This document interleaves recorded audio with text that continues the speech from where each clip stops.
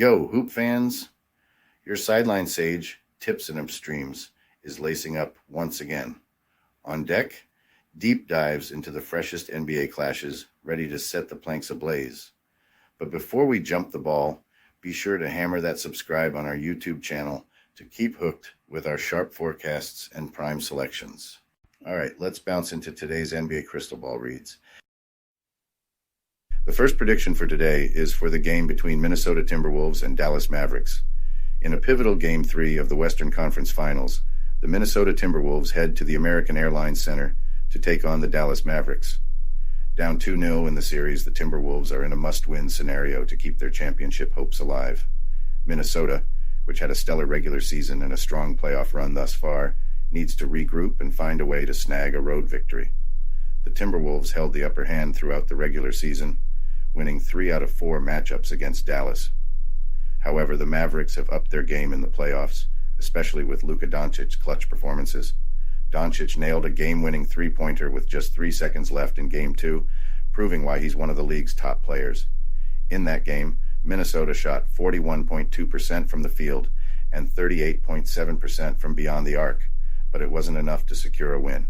Minnesota's defense, ranked first in opponent points per game, 106.5, and opponent field goal percentage, 45.0%, will be crucial in slowing down Dallas's potent offense. The Timberwolves must leverage their defensive prowess, forcing turnovers and limiting the Mavericks' scoring opportunities. Minnesota's ability to force 14.2 turnovers per game will be key in disrupting Dallas's rhythm. Offensively, the Timberwolves have been led by Naz Reid, who had an outstanding Game 2, scoring 23 points off the bench.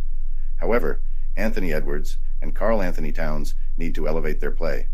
Towns, in particular, struggled in Game 2, shooting just .416 from the field. For Minnesota to have a chance, Towns must find his shooting touch and dominate inside the paint.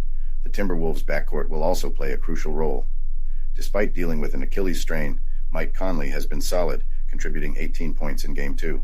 His playmaking and veteran leadership are essential for Minnesota's success.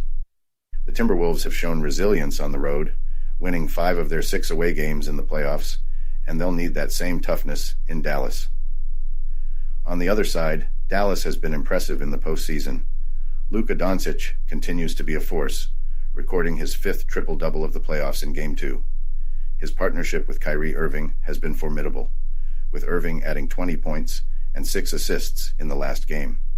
The Mavericks' ability to shoot from deep, 12 of 31 from three-point range in Game 2, and control the boards, 44 rebounds, has been a significant advantage. Defensively, the Mavericks have been solid, allowing just 103.6 points per game in the playoffs. Their interior defense, led by Daniel Gafford, who had 5 blocks in Game 2, has been a challenge for opposing teams. Dallas's ability to protect the rim and limit Minnesota's second-chance points will be critical in Game 3.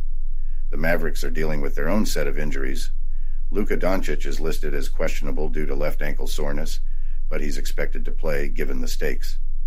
Maxi Kleber and a couple of other forwards are also out, which could impact Dallas's depth. However, the Mavericks have shown they can adapt and overcome these challenges. Looking at head-to-head matchups, the Timberwolves have had success against the Mavericks in Dallas, winning 3 of their last 4 road games there. This history gives Minnesota a psychological edge, knowing they can compete and win in this environment.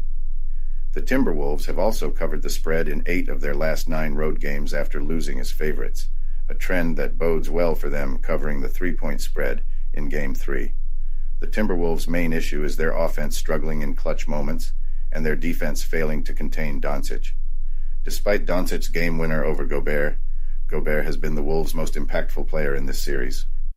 Problems arise during the non-Gobert minutes, where they've consistently lost ground with Reid and Towns on the floor without Gobert. While Reid's electric shooting, 7 of 9 from 3, in Game 2 was a highlight, the defense remains problematic. The Wolves have a 121 defensive rating with Reid on the floor, a figure that won't suffice even with strong offensive performances. The Mavericks have thrived by trusting their offense to Doncic and Irving, averaging 32.5 PPG and 25 PPG respectively in these 2 games. The Timberwolves have tried various defenses against Doncic, but he continues to outmaneuver them. The key for Dallas has been its defense, which disrupts Minnesota's process, though it seems tenuous. Minnesota's expected EFG percent is 55.1% versus an actual 51.2%, underperforming and shooting just 53.8% at the rim. Dallas has won these games but lost both first halves, struggling to fully engage until late in games, likely due to rotational decisions aimed at preserving Doncic and Irving for clutch moments. Minnesota should exploit this desperation.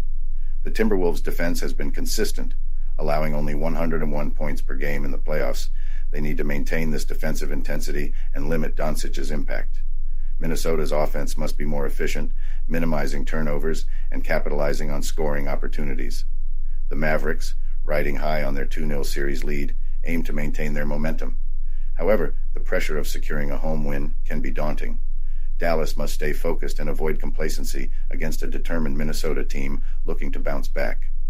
In conclusion, Game 3 is crucial for the Timberwolves. With their backs against the wall, expect Minnesota to come out with urgency and intensity. Their defensive capabilities, combined with better offensive execution from Towns and Edwards, will be pivotal. The Mavericks, while confident, must avoid a letdown and stick to their game plan. Given the Timberwolves' strong road performance, historical success in Dallas, and defensive strengths, Minnesota has a good chance of not only covering the three-point spread, but also securing a much-needed win. My best bet for this game is the Minnesota Timberwolves to cover the three-point spread. As for total points for this match, I expect a low-scoring game. Why? First, I believe the Timberwolves will win, which can only happen if they manage to contain KAI and Luka's scoring. Another reason is the under is 21-9 in Dallas games, with a line of +3 to -3 this season.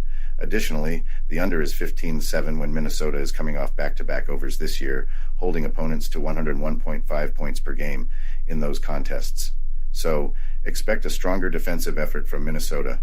The Timberwolves need to deliver their best defensive game in Game 3, as no team has ever come back from a 3-0 deficit in NBA history.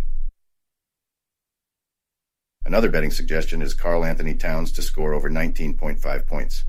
In these two games in Minnesota, Anthony Edwards struggled, scoring 19 and 21 points on just 33% shooting. Edwards hasn't been good enough, but it's not just him. Towns also needs to step up. Despite high volume, Towns missed this line in both games 1 and 2. Naz Reid's exceptional shooting performance meant Towns saw limited action in the fourth quarter of Game 2. Towns is averaging just 15.5 points on 27.8% shooting. Fortunately, he's been better on the road, averaging 20-plus points in 5 of 6 road playoff games and 23.2 points overall. On the season, he has 20-plus points in 72% of road games compared to 38% of home games. Towns has trended under his scoring prop in 5 of his last 7 games, but it's time for that to change. Towns is a road warrior, and the Wolves need him to be a bigger part of their offense for long-term success. I'll take Karl Anthony Towns to exceed 19.5 points.